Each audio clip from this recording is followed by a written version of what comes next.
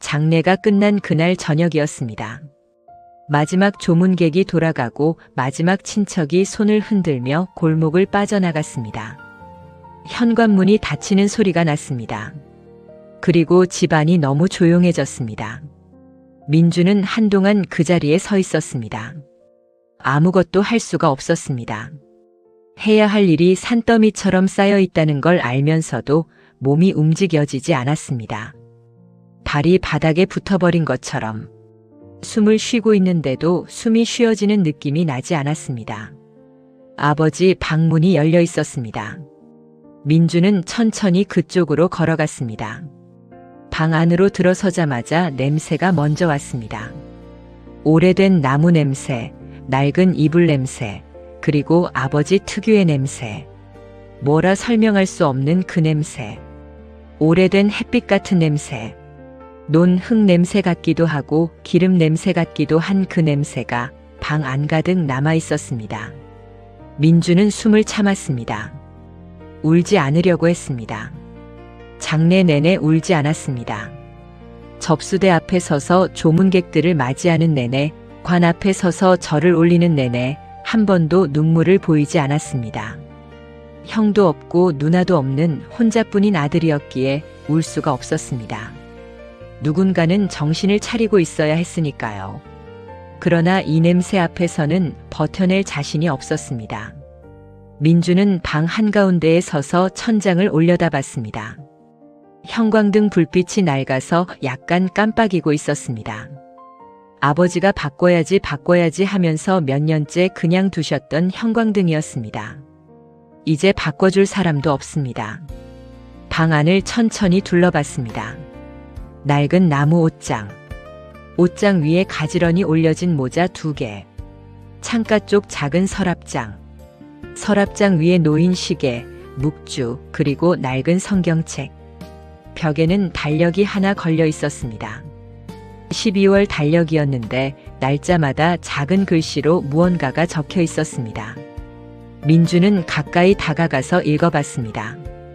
병원 날짜, 약 받는 날, 그리고 어떤 날에는 그냥 한 글자, 민준이라고만 써져 있었습니다. 민주는 그 글자 앞에서 잠깐 멈췄습니다. 아무 날도 아닌 것 같은 날에 아무 이유 없이 아들 이름만 써놓은 것이었습니다. 아마 전화하려고 마음먹었던 날이었을지도 모릅니다. 아니면 그냥 생각이 났던 날이었을지도 모릅니다. 무슨 뜻인지는 이제 알 방법이 없었습니다. 민주는 달력에서 눈을 돌렸습니다. 유품을 정리해야 했습니다. 상조 회사에서도 친척들도 지금 해두는 게 낫다고 했습니다. 집이 전세였기 때문에 빨리 빼야 한다고 했습니다.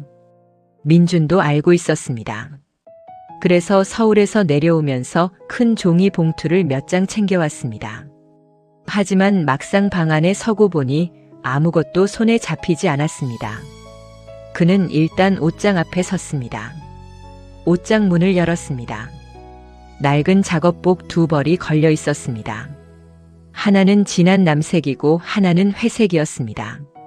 둘 다 무릎 부분이 해져 있었고 소매 끝이 닳아 있었습니다. 아버지가 평생 논일, 밭일을 하면서 입었던 옷들이었습니다. 기름때가 탄 흔적이 있는 게 언제는 남의 집 경운기도 고쳐주셨던 모양이었습니다. 민주는 작업복 소매를 잠깐 손가락으로 만졌습니다. 차가웠습니다. 낡고 거친 천의 감촉이 손끝에 느껴졌습니다. 아버지가 이 소매를 걷어붙이고 새벽마다 논에 나가시던 모습이 잠깐 스쳐 지나갔습니다. 민준이 중학교 다니던 시절이었습니다. 여름방학이면 새벽 4시에 일어나서 논에 나가시던 아버지.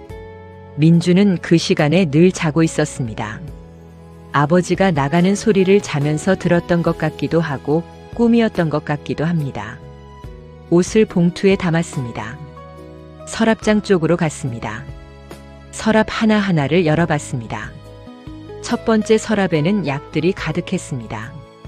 혈압약, 당뇨약, 관절약. 민주는 아버지가 이렇게 많은 약을 드시는지 몰랐습니다.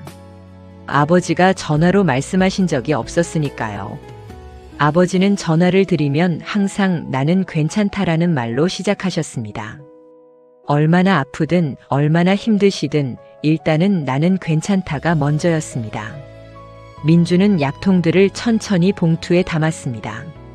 두 번째 서랍에는 낡은 시계가 있었습니다. 가죽 시계줄이 삭아서 반쯤 끊어진 시계였습니다.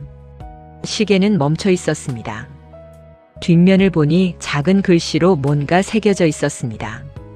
민주는 눈을 가늘게 뜨고 읽어봤습니다. 1987년 결혼 기념으로 아내에게. 어머니가 돌아가시기 전에 드린 시계였던 것 같았습니다. 민준이 5살 때 어머니가 돌아가셨으니 30년이 넘도록 이 시계를 갖고 계셨던 겁니다. 건전지가 다 닳도록 내버려 두고 그냥 서랍 안에 넣어두고 민주는 시계를 내려놓지 못했습니다. 한참을 손바닥 위에 올려놓고 바라봤습니다. 아버지는 이 시계를 가끔 꺼내 보셨을까요? 어머니 얼굴을 기억하시면서 아니면 서랍 속에 넣어두고 열어보지 않으셨을까요? 민주는 시계를 봉투에 담지 않고 옆에 따로 두었습니다. 버릴 수가 없었습니다. 세 번째 서랍을 열었습니다. 여기서 낡은 성경책이 나왔습니다. 검은 가죽 표지였는데 가죽이 여기저기 갈라져 있었습니다. 모서리는 다 닳아서 흰 속지가 드러나 있었습니다. 표지를 펼쳐보니 맨 앞 페이지에 작은 글씨가 적혀 있었습니다. 1985년 세례 기념. 하나님 안에서 살아가기를. 민주는 성경책을 잠깐 덮었습니다. 나중에 보자고 생각했습니다. 지금 당장은 무언가를 더 볼 자신이 없었습니다. 그리고 서랍장 맨 위 칸을 열었습니다. 거기에 지갑이 있었습니다. 처음에는 그냥 지갑인 줄 알았습니다. 낡은 갈색 가죽 지갑이었습니다. 가죽이 너무 낡아서 군데군데 벗겨져 있었고 접히는 부분은 새하얗게 색이 빠져 있었습니다. 언제 산 건지도 알 수 없는 정말 오래된 지갑이었습니다. 민주는 무심하게 지갑을 집어들었습니다. 안에 돈이 있으면 꺼내야 했고 신분증 같은 서류가 있으면 처리해야 했습니다. 지갑을 열었습니다. 안에는 지폐 몇 장이 있었습니다. 1,000원짜리 2장, 5,000원짜리 1장. 주민등록증이 있었습니다. 사진 속 아버지가 지금보다 훨씬 젊었습니다. 머리카락이 까맸습니다. 진짜 젊었습니다. 민주는 그 사진을 한동안 들여다봤습니다. 그리고 카드 칸을 열어봤습니다. 은행 카드 하나, 병원 카드 하나, 그리고 맨 안쪽 깊은 칸에 뭔가가 접혀 있었습니다. 민주는 손가락을 넣어서 그것을 꺼냈습니다.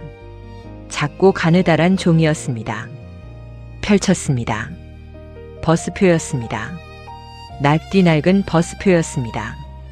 누렇게 바랜 색깔이 종이가 얼마나 오래됐는지를 말해주고 있었습니다.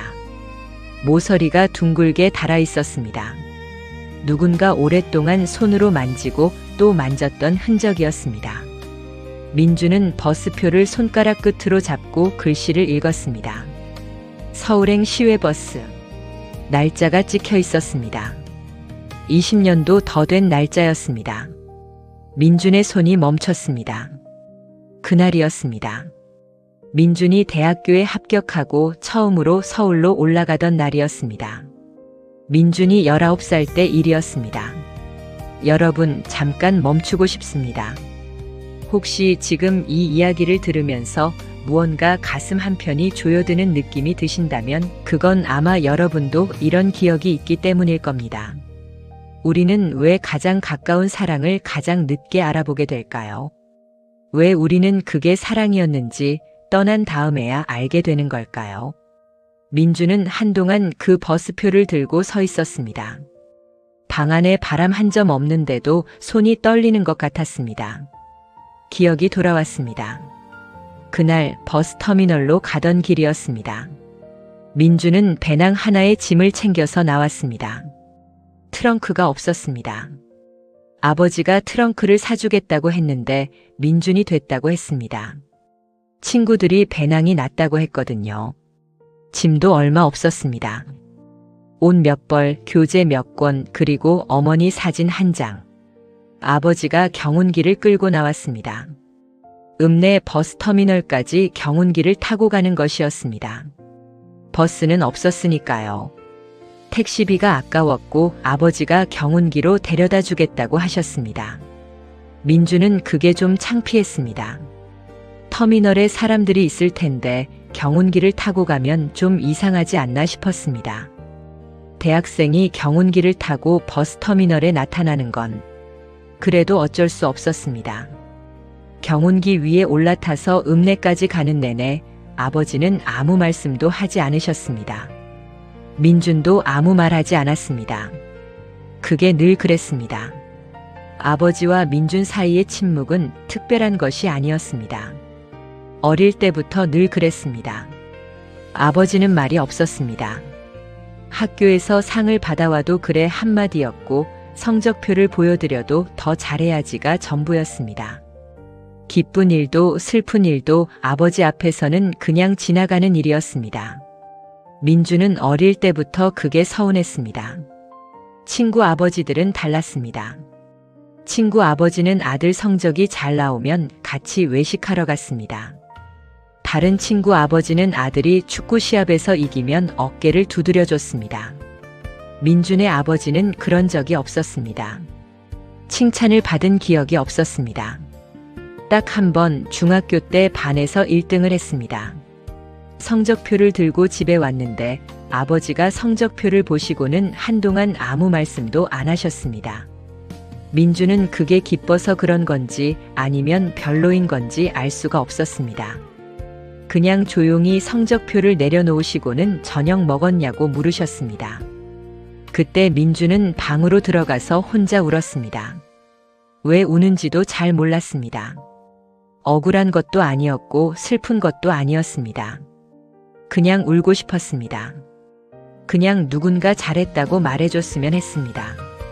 아버지의 입에서 단 한 번이라도 그 말이 나왔으면 했습니다. 하지만 아버지는 그런 분이 아니셨습니다. 고등학교에 올라가면서 민주는 점점 집에 있는 시간이 줄었습니다. 공부를 핑계로 친구들을 핑계로 도서관에 있거나 독서실에 있거나 했습니다. 집에 있어봤자 아버지랑 대화도 없고 텔레비전 소리만 가득하고 그게 편하지가 않았습니다. 아버지가 일찍 들어와라고 하실 때마다 민주는 속으로 또 잔소리다 했습니다. 그게 걱정이었다는 걸 그때는 몰랐습니다. 대학교에 합격했을 때 민주는 처음에 아버지한테 말하기가 좀 겁났습니다. 아버지가 서울 보내주기 싫다고 할까봐, 돈이 없다고 할까봐, 시골에서 농사일 도와야 한다고 할까봐. 그런데 아버지는 아무 말씀도 안 하셨습니다. 합격 통지서를 보여드렸더니 한참 들여다보시다가 그냥 내려놓으셨습니다. 그리고 말씀하셨습니다. 서울 가서 공부 열심히 해라. 그게 다였습니다. 기뻐하시는 건지 아닌 건지, 보내주시겠다는 건지 아닌 건지 민주는 알 수가 없었습니다. 그냥 다음 날부터 짐 싸기 시작했습니다. 아버지도 뭐라 하지 않으셨습니다. 그러다 출발 전날 밤이었습니다. 민준이 방에서 짐을 정리하고 있는데 아버지가 방문 앞에 서셨습니다. 노크도 없이 그냥 문을 여셨습니다. 민준이 올려다봤습니다. 아버지가 봉투 하나를 내미셨습니다. 쓸 것 있으면 써라. 그리고 돌아가셨습니다. 민준이 봉투를 열어봤습니다. 돈이 있었습니다. 10만 원짜리 여러 장이었습니다.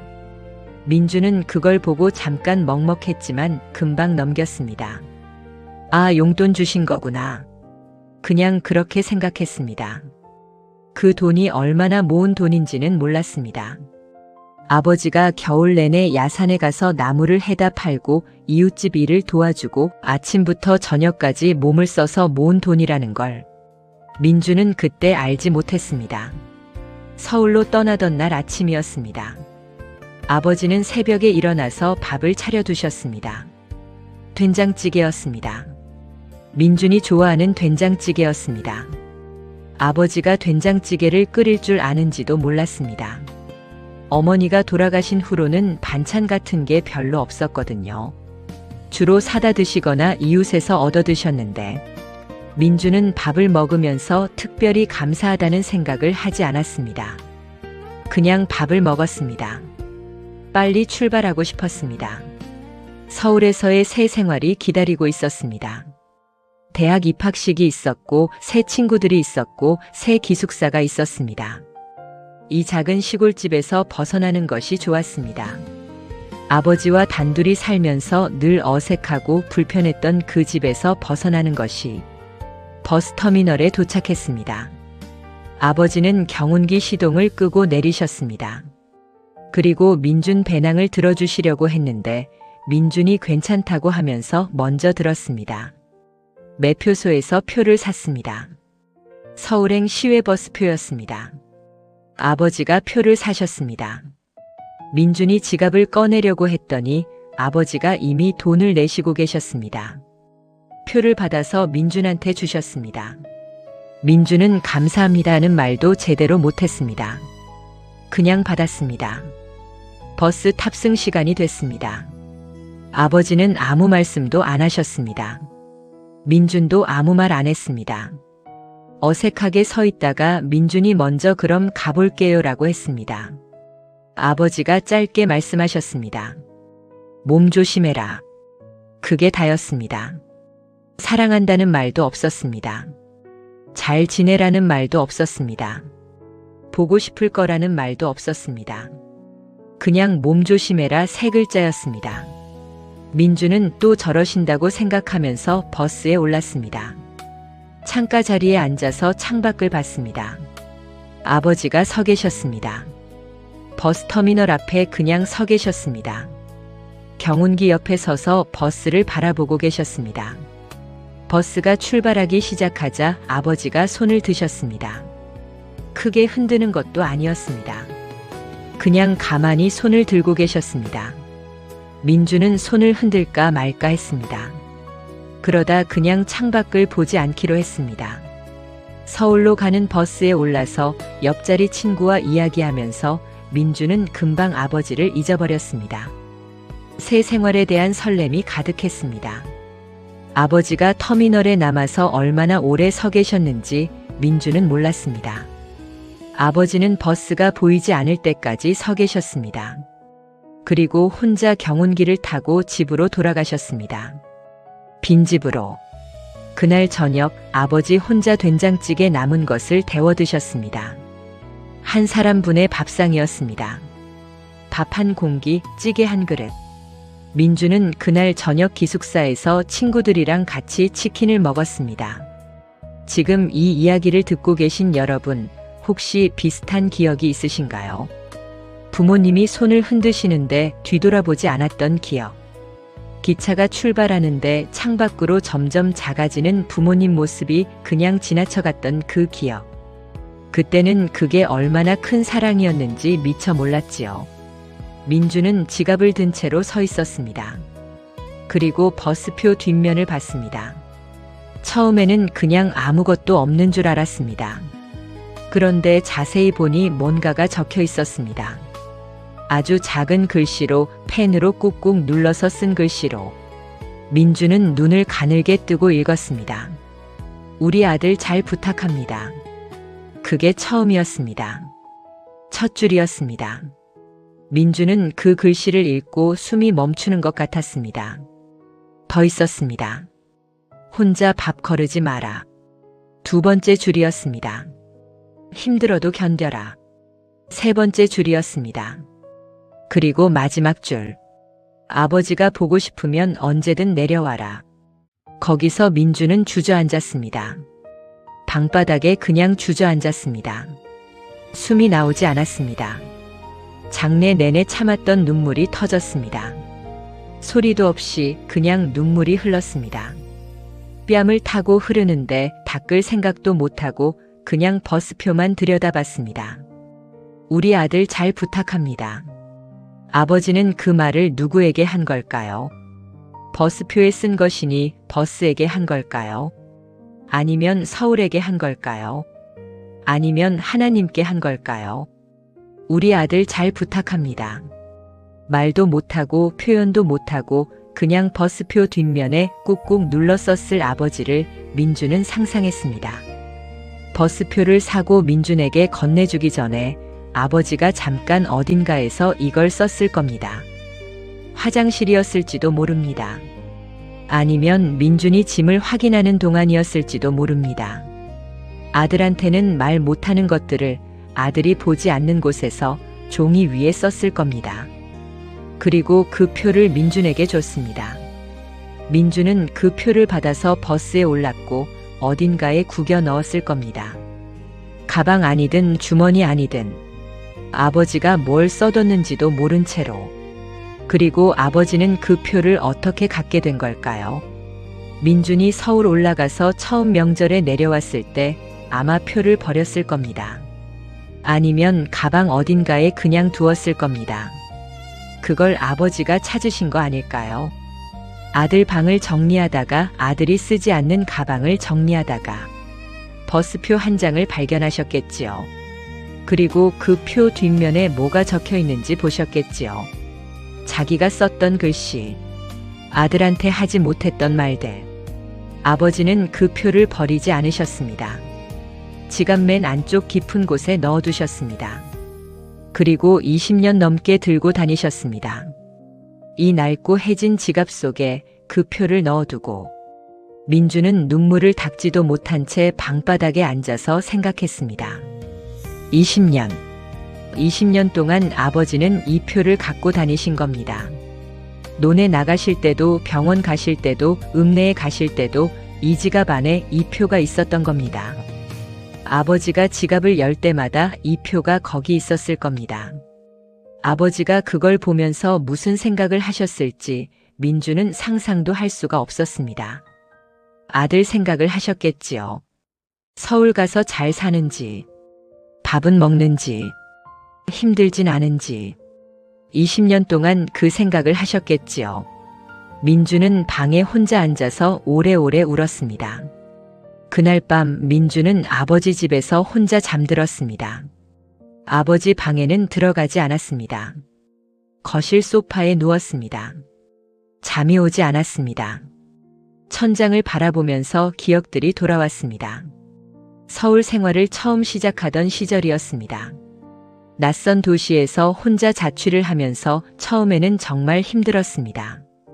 돈도 부족하고 친구도 없고 밥도 제대로 못 먹고 라면을 달고 살던 시절이었습니다. 그때 아버지한테 전화가 왔습니다. 밥은 먹었냐? 첫 마디가 그거였습니다. 민주는 먹었어요 라고 했습니다. 라면 먹었다고는 말하지 않았습니다. 아버지는 잘 자라고 하시고 끊으셨습니다. 전화가 짧았습니다. 민주는 그 전화가 귀찮기도 했습니다. 공부하다가 전화 오면 집중이 끊겼습니다. 아버지는 항상 타이밍이 좋지 않았습니다. 그런데 지금 생각해보면 아버지는 아마 전화하기까지 한참 망설이셨을 겁니다. 전화기 앞에서 아들 번호를 눌렀다 지웠다 하셨을 겁니다.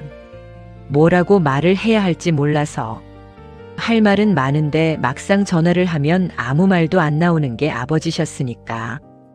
결국 밥은 먹었냐가 나온 겁니다. 그게 아버지의 사랑이었습니다. 민주는 그걸 몰랐습니다.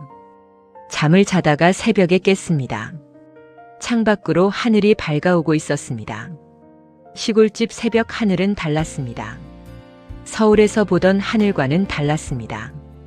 어둠이 더 지나다가 더 환하게 밝아졌습니다. 민주는 새벽빛 속에서 또 생각했습니다. 아버지는 평생 이 새벽빛을 보셨을 겁니다. 새벽 4시, 5시에 일어나서 논에 나가시기 전에 이 하늘을 보셨겠지요. 봄에는 모내기 준비를 하시면서, 여름에는 녹물을 보시면서, 가을에는 수확을 하시면서 이 새벽빛 속에서 평생을 사셨겠지요. 민주는 그 새벽에 아버지가 무슨 생각을 하셨을지 궁금했습니다. 아마 아들 생각을 하셨을 겁니다. 서울에서 잘 지내는지, 오늘은 전화해볼까, 오늘은 너무 바쁘겠지. 그런 생각을 하시면서 논으로 나가셨겠지요. 새벽이 완전히 오기 전에 민주는 일어나서 다시 아버지 방으로 갔습니다. 성경책을 가져왔습니다. 어젯밤에 닫아뒀던 성경책이었습니다. 거실 소파에 앉아서 성경책을 펼쳤습니다. 아버지가 읽으셨던 성경책이었습니다. 손때가 가득 탄 종이들이었습니다. 어떤 페이지는 구겨져 있고 어떤 페이지는 반으로 접혔다 폈다 해서 접힌 자국이 있었습니다. 밑줄이 곳곳에 쳐져 있었습니다. 빨간 볼펜으로 그은 밑줄들이었습니다. 어떤 곳은 밑줄이 2번씩 그어져 있었습니다. 그만큼 마음에 닿았다는 뜻이겠지요. 민주는 천천히 페이지를 넘겼습니다. 시편이었습니다. 아버지가 유독 시편 부분에 많이 표시를 해두셨습니다. 시편 23편이 있었습니다. 여호와는 나의 목자시니. 이 구절 위에 파란 볼펜으로 동그라미가 쳐져 있었습니다. 민주는 읽고 또 읽었습니다. 잠언 쪽으로 넘어갔습니다. 이사야서로 넘어갔습니다. 이사야서 어느 구절에서 손이 멈췄습니다. 빨간 볼펜으로 2번 밑줄이 그어진 구절이었습니다. 그 옆에 아버지 손글씨로 작은 메모가 있었습니다. 민준이라고 쓰여 있었습니다. 그리고 밑줄 친 말씀. 내가 너를 잊지 아니하리라. 민주는 그 구절을 읽고 손이 멈췄습니다. 이사야 49장이었습니다. 하나님이 이스라엘 백성에게 하시는 말씀이었습니다. 내가 너를 잊지 아니하리라. 어머니가 자식을 잊는다 해도 나는 너를 잊지 않겠다는 하나님의 말씀이었습니다. 아버지는 이 말씀을 읽으면서 아들을 생각하셨겠지요. 내가 너를 잊지 아니하리라. 아버지도 그 마음이었겠지요. 아들이 서울로 떠나고 바빠서 전화도 잘 안 하고 명절에도 짧게 내려왔다 올라가도 아버지는 아들을 잊지 않으셨겠지요. 달력에 아들 이름을 써두고 버스표를 지갑에 넣어두고 새벽마다 기도하시면서 내가 너를 잊지 아니하리라. 민주는 성경책을 가슴에 안았습니다. 새벽빛이 창문으로 들어오고 있었습니다. 거실에 옅은 빛이 퍼지고 있었습니다. 아버지가 평생 보셨던 그 빛이었습니다. 민주는 오래 앉아 있었습니다. 그동안 얼마나 많은 것들을 몰랐는지 생각했습니다. 아버지가 새벽마다 논에 나가셨던 건 민준 학비 때문이었습니다. 시골에서 논 몇마지기로 생계를 꾸리면서 아들 서울 생활비까지 보내려면 몸을 혹사할 수밖에 없었습니다. 민주는 그 돈을 받으면서도 당연하게 생각했습니다. 부모가 자식 뒷바라지하는 건 당연한 것이라고. 아버지가 읍내 농협에서 적금을 드셨다는 걸 나중에 알게 됐습니다. 민준이 서울 올라간 다음 해부터 매달 조금씩 넣으셨다고 했습니다. 뭐 때문이냐고 이웃 어른이 물었더니 아버지가 이렇게 대답하셨다고 했습니다. 아들한테 목돈이 생기면 좀 보태줘야지. 그 적금을 민주는 알지 못했습니다. 아버지가 돌아가시고 나서 통장을 정리하다가 알았습니다. 20년 동안 모은 돈이 거기 있었습니다. 많지 않았습니다. 조금씩 넣다 보니 목돈이라고 하기엔 작은 돈이었습니다. 하지만 그게 20년이었습니다. 민주는 그 통장을 봤을 때도 울었습니다. 아버지는 아들한테 뭔가를 해주고 싶었던 겁니다. 말로는 못하는데 그냥 이렇게라도 뭔가를 남겨두고 싶었던 겁니다. 그게 아버지의 방식이었습니다. 민주는 생각했습니다. 아버지가 서투른 게 아니었습니다. 아버지는 사랑하는 방법이 달랐던 겁니다.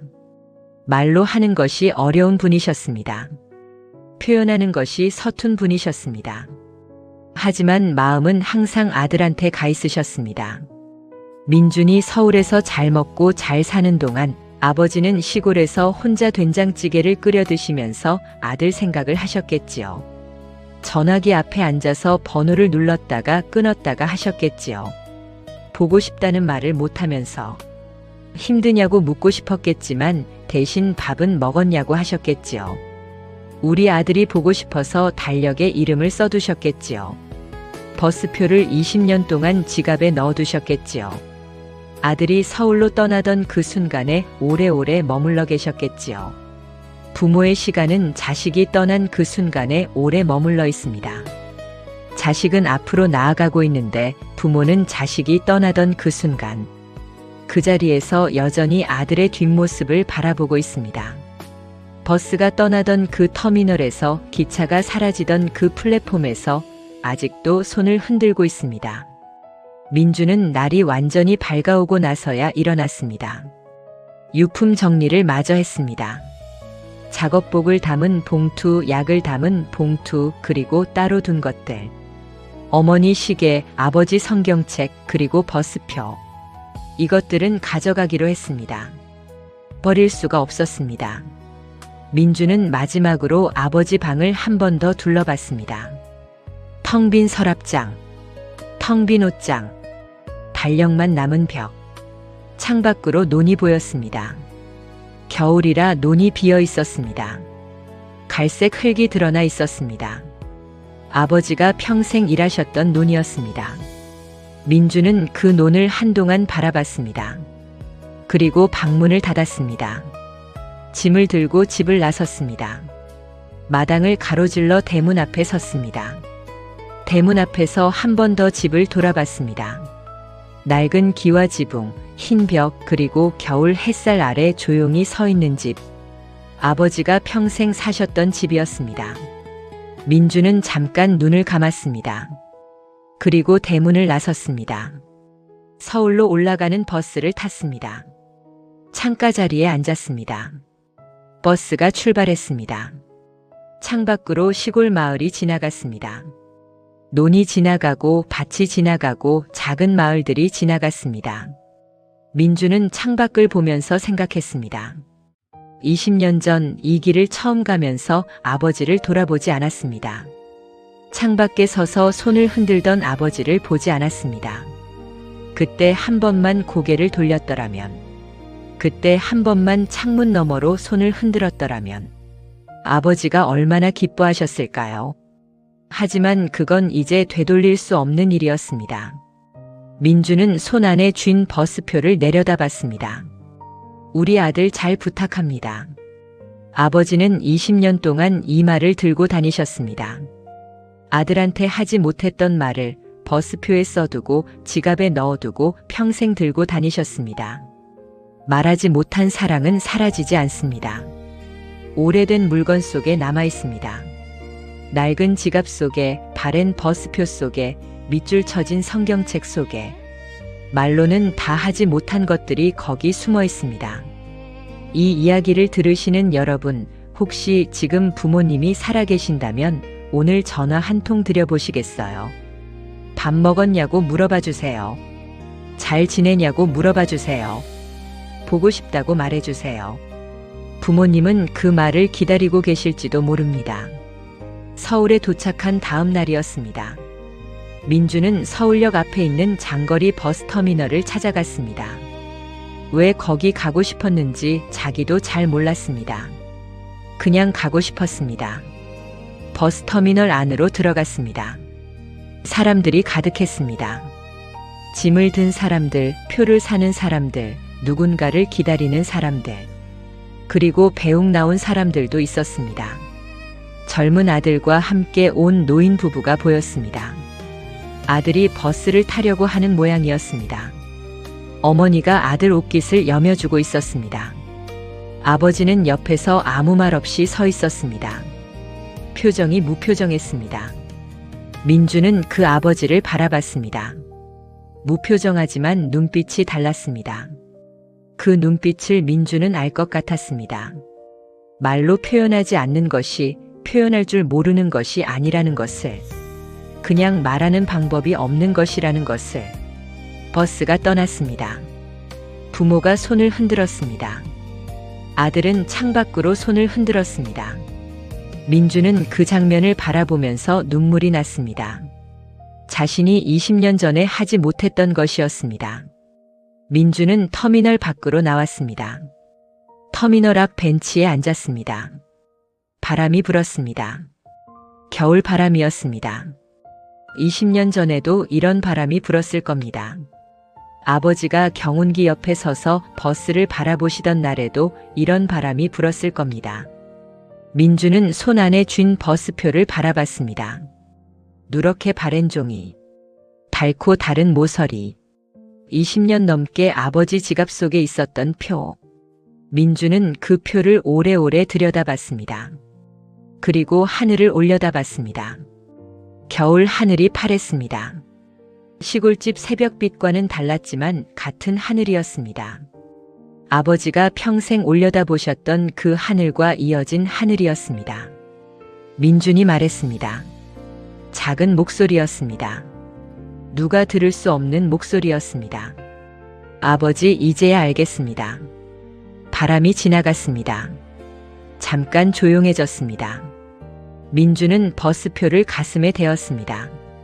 아버지의 손때가 묻은 그 표를, 아버지가 20년 동안 들고 다니셨던 그 표를, 우리 아들 잘 부탁합니다 라고 쓰인 그 표를. 부모는 말하지 않아도 항상 우리를 기억합니다. 자식이 떠난 그 자리에서 그 순간에 오래 머물러 있습니다.